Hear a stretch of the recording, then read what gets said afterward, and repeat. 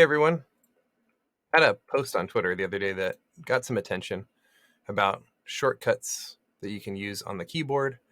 And then there was some interest, and I think there should be more interest, on this feature that I use in Mote called Hypermote, and how to have text really quickly in Google Docs so that you can more quickly leave your Hypermote, because that's why we're using Mote, because we don't have to type as much.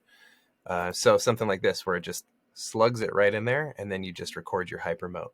And so I got a question here from Brandy asking how this works. So let me show you, because the question is like, what if a few keystrokes could equal a sentence? I got to spell that correctly. Because look, all this time spent typing. The other part too is, what if we could also add emojis?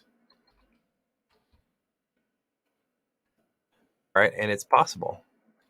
So for instance, like this, I type in shruggy, hit space, and I have a shruggy emoji.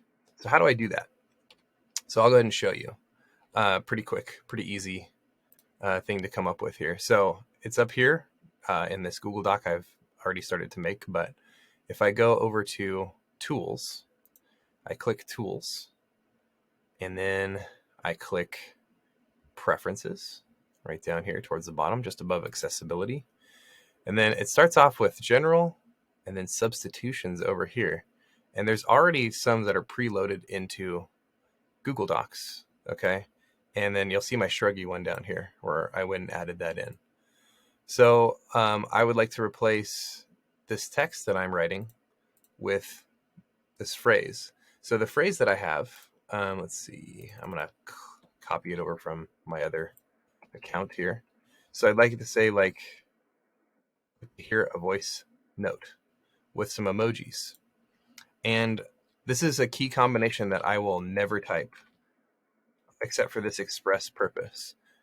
So I'm going to type Mote exclamation point. It's very helpful that this particular program has a unique spelling. So I'll never use that unless accidentally.